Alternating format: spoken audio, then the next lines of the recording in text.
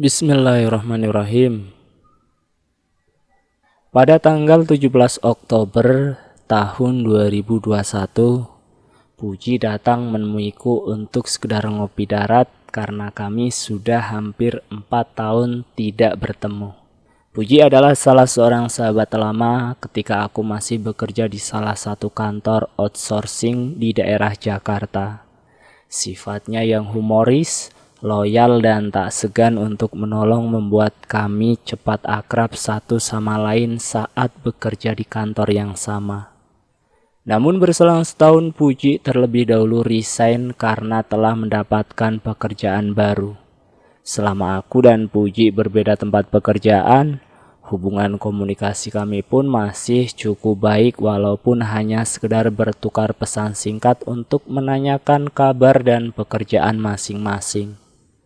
Suatu ketika ia memberitahukan jika ia akan kembali pulang ke kampung dalam waktu yang lama karena adik laki-lakinya sakit di kampung dan tidak ada yang mengurus.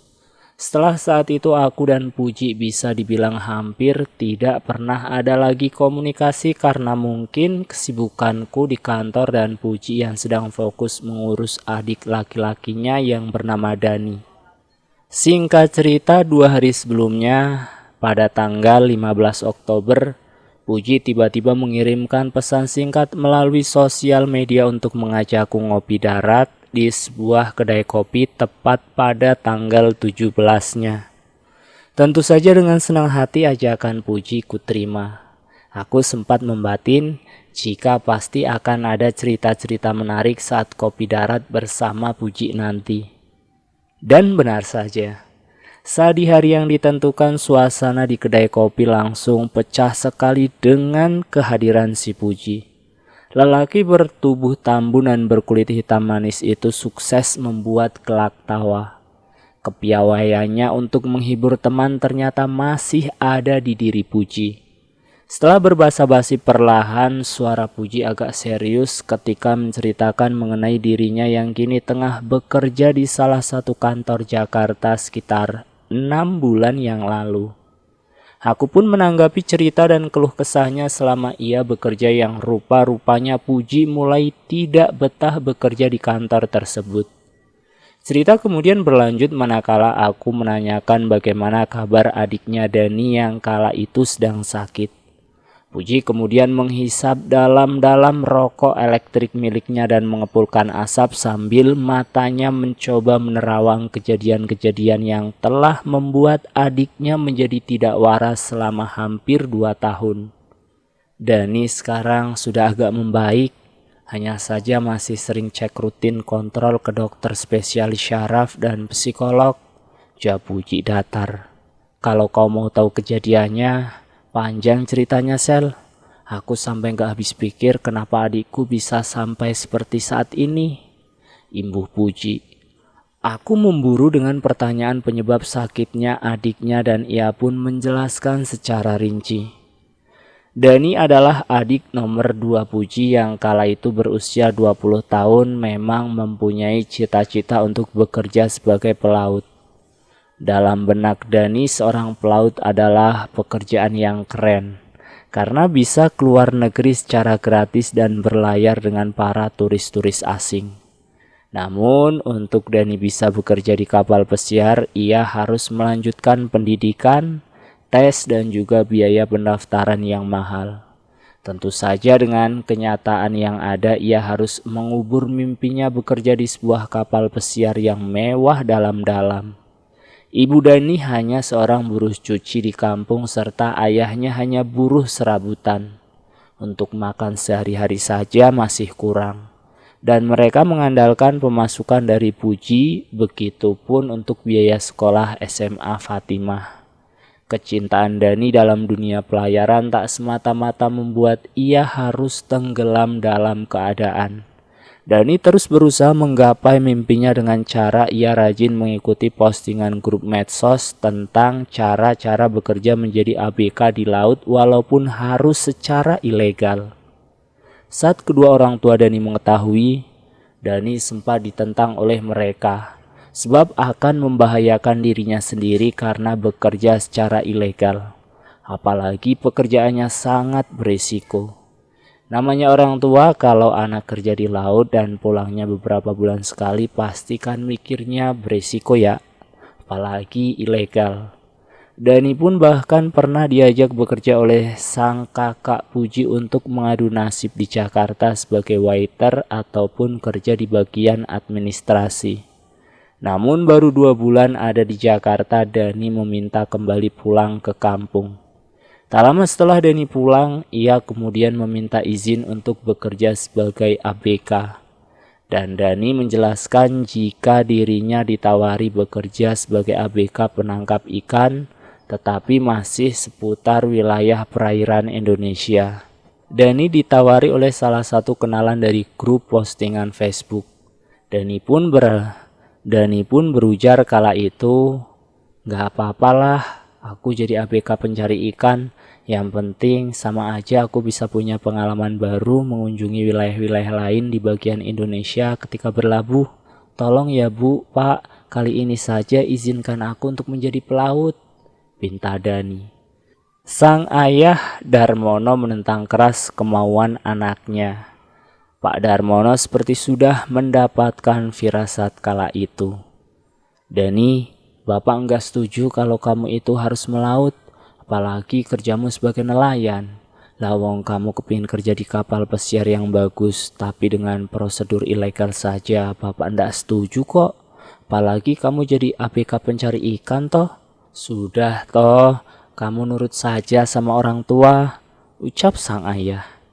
Ibunya yang melihat Dani sangat terpukul dengan ucapan sang ayah mencoba membujuk ayahnya agar Dani diberi izin berlayar. "Nak, apa kamu sudah yakin mau berlayar?" tanya sang ibu. Dani berkali-kali meyakinkan ibunya jika ia hanya ingin berlayar. Oleh karena kegigihan Dani, tak hanya izin restu dari kakak serta ibunya, melainkan ayahnya pun ikut merestui Dani untuk menjadi ABK pencari ikan. Di hari yang dijanjikan datanglah 2 orang lelaki bertubuh tegap ke rumah Dani yang sebut saja namanya Jarod dan Tejo. Jarod adalah kenalan Dani dari sosial media yang mengajak Dani berlayar. Sedangkan Tejo sendiri adalah kapten kapal pencari ikan. Kedatangan mereka berdua untuk menjemput Dani dan memberikan sejumlah uang sebesar 10 juta rupiah sebagai tanda kontrak perjanjian untuk berlayar. Rutenya sendiri berawal dari Jawa Tengah sampai dengan Merauke. Dan estimasi waktu berlayar berkisar sekitar 4 hingga 6 bulan. Saat itu Dani menyembunyikan fakta jika kapal yang membawanya adalah kapal pencari ikan ilegal. Ia belajar dari pengalaman sebelumnya, karena pasti sang ayah tak akan memberinya izin jika mengetahui hal tersebut. Jarod kala itu memberikan janji-janji manis kepada keluarga Dani mengenai dari kontrak perjanjian kerja tersebut.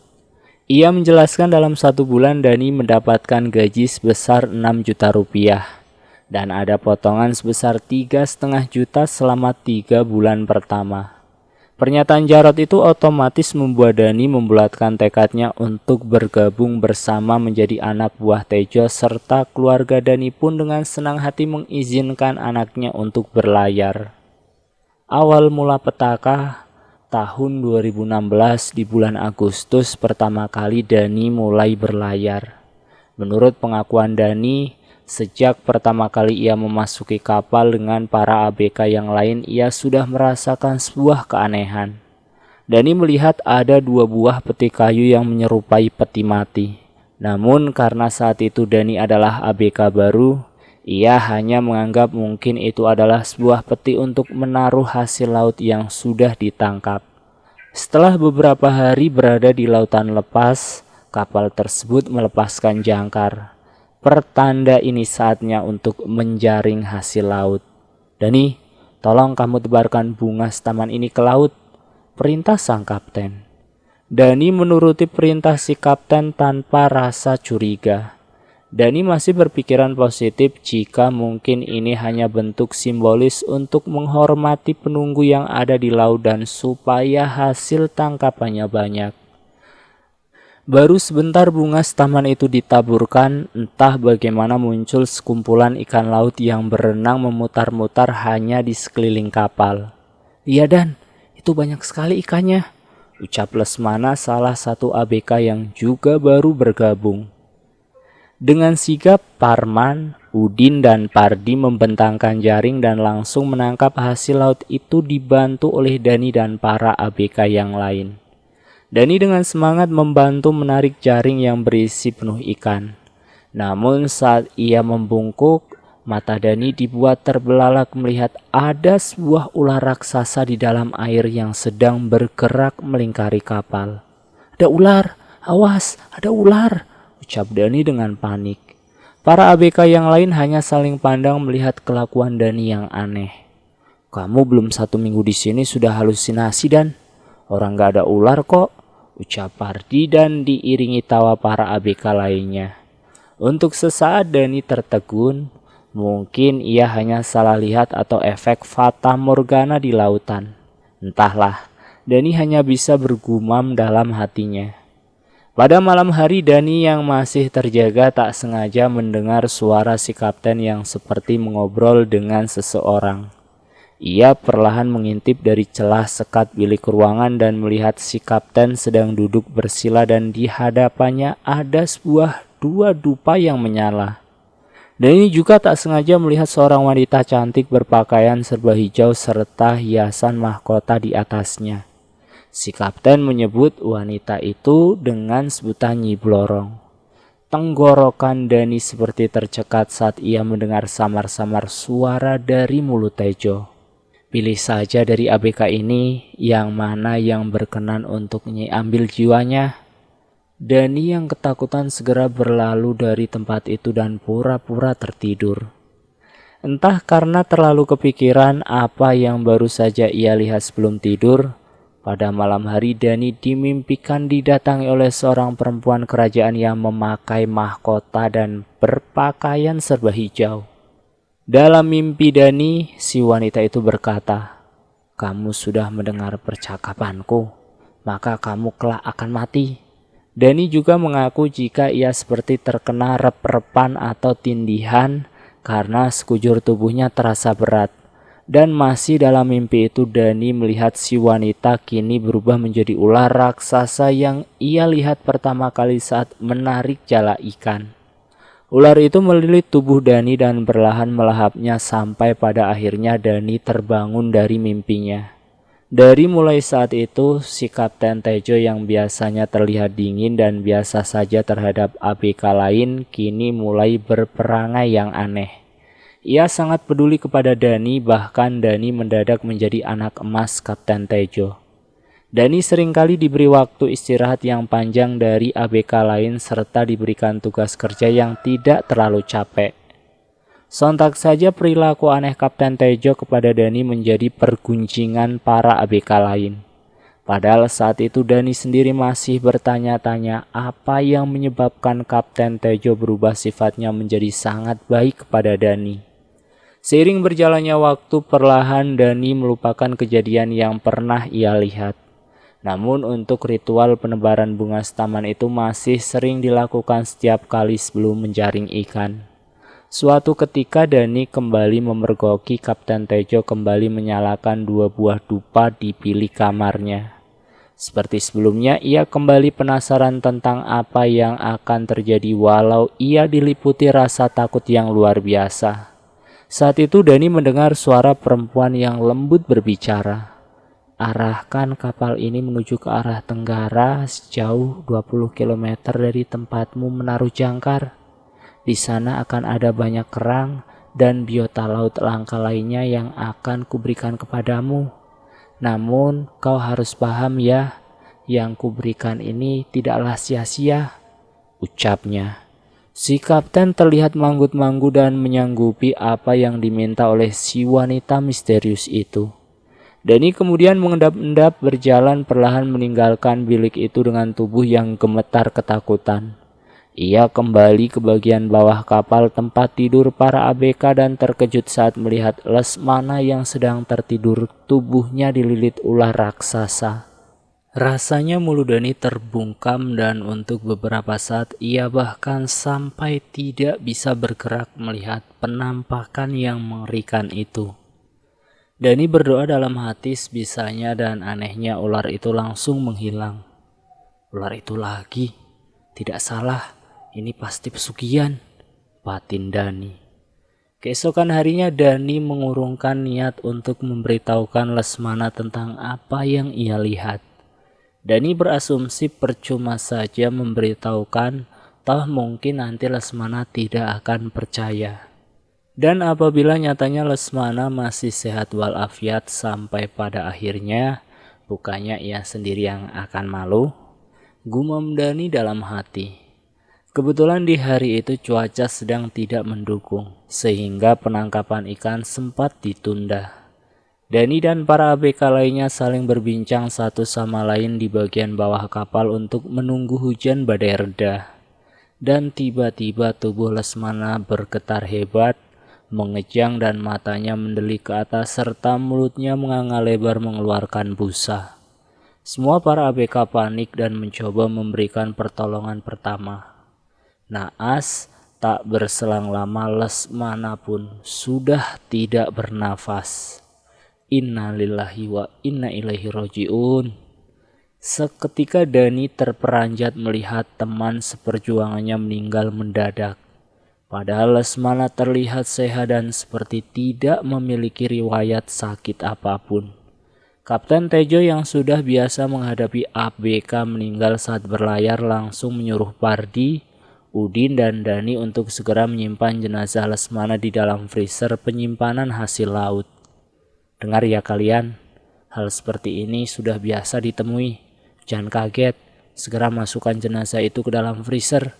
Ketika akan berlabuh, segera masukkan ke dalam peti mati yang sudah kupersiapkan untuk membawa jenazah itu kembali ke rumahnya. Perintah si kapten. Dani yang melihat wajah Lesmana untuk terakhir kalinya sebelum dimasukkan ke dalam freezer merasa amat bersalah. Bahkan ia sempat menitikkan air matanya. Malam itu Dani amat terguncang. Ia pun mendengar suara samar-samar, "Tolong Dani, tolong. Kenapa kamu tidak menolongku Dani?" Suara itu terus menggema di telinganya sampai pada akhirnya Dani berteriak kencang. "Ah!" Semua mata tertuju kepadanya. Pardi yang penasaran kemudian bertanya, kamu ini kenapa toh Dan? Mabuk laut apa sedang lindur? Kok tiba-tiba teriak-teriak sendiri?" Pertanyaan Pardi tak Dani hiraukan. Dani kemudian berlari menuju dek kapal dan entah mengapa muncul rasa mual yang teramat sangat sampai ia harus memuntahkan isi perutnya ke laut. "Dani, kenapa kamu tidak menolongku? Padahal kamu tahu kenyataannya jika aku ditumbalkan di kapal ini, Dani." Suara itu kembali terdengar dan saat Dani menoleh sudah ada wajah pucat pasi Lesmana yang sedang melihatnya dengan tatapan kosong. Seketika itu pula Dani jatuh pingsan. "Dani, bangun!" ucap Tejo. Dani perlahan mengucek-ucek matanya dan kepalanya terasa berat. Ia melihat dirinya sudah berada di ruangan istirahat Kapten Tejo. "Dan, aku tahu kamu sudah mengetahui apa yang kulakukan. Dan kamu telah menguping pembicaraanku dengan Nyi Blorong. Jangan sampai rahasia ini kamu coba-coba bocorkan, Dani. Atau kalau tidak, kamu akan bernasib sama dengan Lesmana. Paham kamu, Dan? Jika paham, keluarlah dari ruangan ini. Dan kembalilah bersikap biasa-biasa saja seperti tidak ada apa-apa. Ingat, Dani, jika kamu berani menghalangi, maka kamu yang akan menjadi tumbal untuk berikutnya." Perintah Kapten Tejo. Dani kembali membatin. Jadi ini sebenarnya mengapa selama ini Kapten Tejo berperangai baik terhadapku. Dani tidak mempunyai opsi pilihan selain dari menyelesaikan kontrak kerjanya dengan Kapten Tejo. Dan juga Dani berharap ia bisa segera kembali pulang ke rumah. Di keesokan paginya para ABK dibangunkan Kapten Tejo untuk bersiap-siap menjaring hasil laut. Dani dan para ABK lainnya kemudian menebarkan jaring dan lalu menariknya. Sadani dengan sekuat tenaga menarik jaring ikan yang ia lihat bukannya hasil laut seperti gurita, ikan ataupun lobster laut, melainkan kini ia menjaring tubuh Pardi yang telah bengkak membiru. Mata Dani seketika terbelalak dan dengan spontan Dani malah melepaskan jaring yang berisi penuh ikan, kepiting, serta lobster laut. Dani, kamu kenapa malah lepaskan jaringnya? Aduh Dan, kamu ini bego banget sih. Bentak suara Pardi yang sepertinya sudah gemas dengan tingkah laku Dani dari sejak kemarin-kemarin. Dani hanya menatap tajam ke arah Pardi. Jaga dirimu baik-baik mas, jangan sampai kamu akan bernasib sama dengan Lesmana, ucap Dani dengan datar. Sembarangan kamu, Sontoloyo. Kamu mau menyumpahin aku mati sekarang Dan? Dasar bocah ingusan, jangan mentang-mentang kamu ini sekarang anak emas Kapten Tejo, jadi kamu bisa ngomong dan berperilaku seenaknya sama yang lebih tua. Cerocos Pardi yang langsung mendaratkan pukulan di wajah Dani. Beruntung Udin, Parman, Joni dan 2 ABK lainnya langsung menahan tubuh Pardi serta melerai Dani dan Pardi. Dani tidak membalas ucapan ataupun sebuah bogem yang mendarat di wajahnya. Ia hanya menatap wajah Pardi seolah ingin memberitahukan apa yang sebenarnya terjadi. Di sisi lain Dani pun masih terus terteror dengan suara-suara serta penampakan Lesmana yang meminta pertolongan kepada Dani. Setelah kejadian itu, Pardi seolah acuh dengan keberadaan Dani. Ia bahkan menganggap Dani ini mulai tidak waras. Tak sampai 1 minggu dari apa yang dilihat oleh Dani, kini benar-benar giliran Pardi yang meregang nyawa. Naas, Pardi yang saat itu sedang memperbaiki layar, entah mengapa tergelincir jatuh ke laut, dan anehnya setelah ia terjatuh jasadnya tidak lagi naik ke permukaan. Sehingga para ABK dan Kapten Tejo memutuskan untuk berhenti mencari jenazah Pardi dan akan memberitahu keluarga Pardi jika ia telah wafat karena kecelakaan kerja dan jenazahnya tidak diketemukan. Dani hanya bisa diam tertegun. Ia hanya tinggal menunggu giliran untuk menjadi tumbal si kapten. Hari-hari Dani kini diliputi rasa kecemasan setelah mungkin hampir 3 bulan berada dalam kapal dan sudah 2 orang yang meninggal. Bagi sebagian ABK, apa yang menimpa Lesmana dan Pardi mungkin hanya kecelakaan kerja atau sakit biasa. Tapi tidak bagi Dani yang sudah mengetahui apa yang sebenarnya terjadi. Akibatnya Dani menjadi sering terkena serangan kecemasan yang membuat kedua tangannya bergetar atau tremor. Sampai di sini aku menyimpulkan jika mungkin ini adalah awal dari penyebab gangguan mental yang adiknya Puji alami. Puji pun mengangguk menandakan ia setuju dengan pendapatku. Andai saja Dani ini dari awal mau menurut apa kata orang tua, mungkin gak akan seperti ini, jawab Puji sambil perlahan menyeruput kopi panas. Puji kembali melanjutkan ceritanya mengenai Dani yang selalu dihantui oleh Lesmana. Dani, tolong Dani, aku kedinginan di sini Dani, kembalikan aku kepada keluargaku. Suara Lesmana yang jelas Dani dengar dari arah peti freezer. Dani perlahan mengikuti suara itu dan ia penasaran membuka peti freezer tersebut. Astagfirullah. Dani beristighfar berkali-kali. Mata Dani terbelalak, ternyata yang berada di dalam freezer adalah sebuah gedebok pisang. Dani mencoba memanggil teman-teman lainnya untuk menyaksikan apa yang ia lihat. Namun saat teman-teman Dani mendekati freezer tersebut, di sana masih nampak jenazah Lesmana yang terbujur kaku. Enggak mungkin aku salah lihat. Tadi benar-benar gedebok pisang yang berada di sana, ucap Dani dengan yakin. Lah kamu Dan, kamu ini banyak ngarang. Kamu ini mungkin gak cocok kalau kerja di laut seperti ini.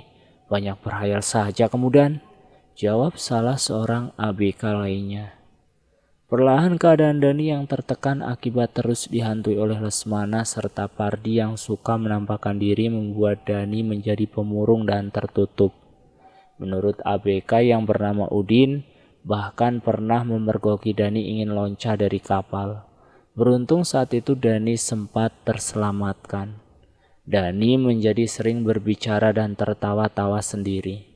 Ketika ia ditanya oleh teman-temannya, ia berkata jika Lesmana serta Pardi mengajaknya berguyon. Sesekali Dani masih bersikap dan beraktivitas seperti biasa.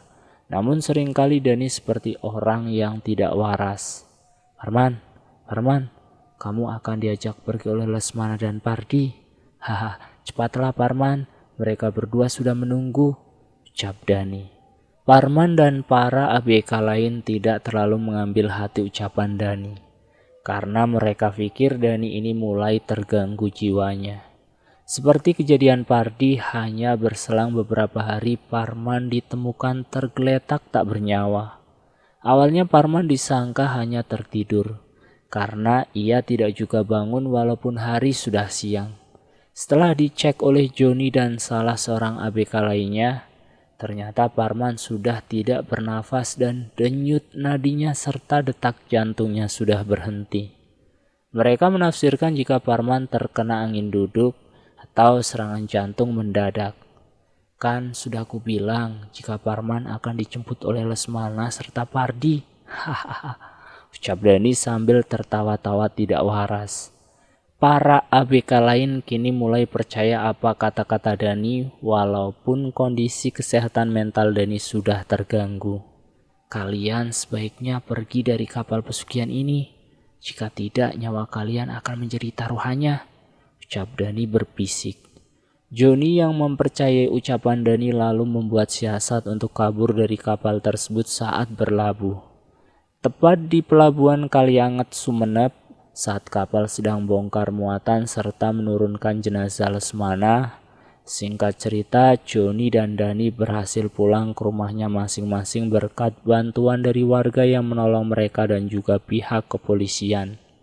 Joni kala itu hanya menceritakan jika kapal pencari ikan yang ia tumpangi tidak memiliki izin dan juga menerapkan waktu kerja lebih dari 12 jam. Dani yang dipulangkan ke kampung halamannya di daerah Jawa Tengah pun masih terlihat tertekan akibat rasa traumatis saat berada di laut, hanya bisa terdiam dan tidak banyak bicara. Kedua orang tuanya pun kaget melihat perawakan Dani yang kini menjadi kurus dan berkulit gelap. Saat di rumah, Dani masih sering berperilaku aneh, yaitu berbicara sendiri dan berteriak-teriak jika ia akan dijemput oleh Nyi Blorong. Dani pun seringkali marah-marah tidak jelas dan pernah membacok tubuh ayahnya Darmono. Beruntunglah saat itu ada ibu serta adiknya yang paling kecil yaitu Fatimah, sehingga bisa berteriak meminta pertolongan para warga. Dari kejadian menyeramkan itu Dani harus rela tubuhnya terpasung. Sang kakak Puji yang tak tega adiknya harus hidup terpasung menyarankan untuk lebih baik dibawa ke rumah sakit jiwa agar mendapatkan perawatan dari sana. Setelah pengecekan dari psikolog dan dokter syaraf, Dani divonis menderita skizofrenia atau gangguan yang mempengaruhi kemampuan seseorang untuk berpikir, merasakan, dan berperilaku dengan baik. Setelah bermusyawarah dengan keluarga, akhirnya diputuskanlah Dani untuk dirawat di rumah saja bersama sang kakak Puji. Karena beratnya biaya jika harus dirawat di rumah sakit jiwa. Tanya seputar medis saja, Dani pun sempat dibawa ke ustadz-ustadz yang khusus menangani perukiahan. Hasil baiknya setelah beberapa kali Dani dirukiah, ada perubahan besar dalam diri Dani, yaitu emosinya tidak lagi terlalu menggebu-gebu. Menurut kesaksian salah satu ustadz yang meruqyah Dani, ada kumpulan prajurit jin akan menjemput jiwa Dani. Dani sendiri sudah ditumbalkan oleh atasannya, namun atas izin Allah Dani masih bisa selamat, walaupun hanya mentalnya yang terganggu. Setiap kali melakukan peruqyahan Dani, pasti menghabiskan waktu lebih dari 3 jam. Bahkan sampai harus ditangani oleh 5 orang ustadz sekaligus. Setelah kondisinya membaik, Dani mulai mengingat-ingat kejadian yang membuatnya trauma. Ia menceritakan sedikit demi sedikit rentetan cerita pengalaman mistis saat di kapal dan hari-harinya di sana yang tak terlepas dari gangguan ABK yang sudah meninggal. Di akhir cerita, Puji pun menjelaskan perihal kabar Kapten Tejo beserta anak buah kapal lainnya yang masih melanjutkan pelayaran saat itu. Wibowo, Samsul, dan Husen adalah 3 ABK yang masih hidup sampai dengan kapal menepi. Naas bagi Udin, ia pun meninggal tidak jelas saat masih melaut. Hasil sekali berlayar bisa tembus sampai nominal puluhan juta rupiah bahkan ratusan juta. Dan hasil itu dibagi 2 antara si pemilik kapal dan kapten. Sisanya barulah diperuntukkan untuk gaji para ABK dan keperluan biaya saat melaut. Berita itu Puji dapatkan dari Joni, teman Dani yang berhasil kabur saat di Sumenep. Terakhir kali Joni mengaku masih ada berkomunikasi dengan Samsul dan Udin. Namun sayang Udin harus meregang nyawa menjadi tumbal Kapten Tejo. Pantas saja Tejo itu sampai nekat melakukan pesugihan dengan iblis. Karena dalam sekali berlayar bisa meraup untung sebanyak-banyaknya dari hasil laut. Belum lagi jika ABK-nya meninggal, ia memiliki 2 keuntungan sekaligus, yaitu mendapatkan tumbal untuk Nyi Blorong, dan yang kedua secara otomatis ia tidak perlu membayar uang gaji sisa berlayar. Karena dari awal kontrak perjanjian sudah tertulis jika ABK yang meninggal, pihak keluarga tidak bisa menuntut apapun. Tutup cerita Puji. Nah, itulah sedikit cerita dari Puji yang menceritakan tentang adiknya Dani yang hampir saja dijadikan tumbal oleh kaptennya sendiri. Terima kasih sudah menonton video di channel Ngulik. Jangan lupa tekan tombol like, share, dan komen. Tekan subscribe untuk mengikuti video kami selanjutnya ya. Assalamualaikum warahmatullahi wabarakatuh.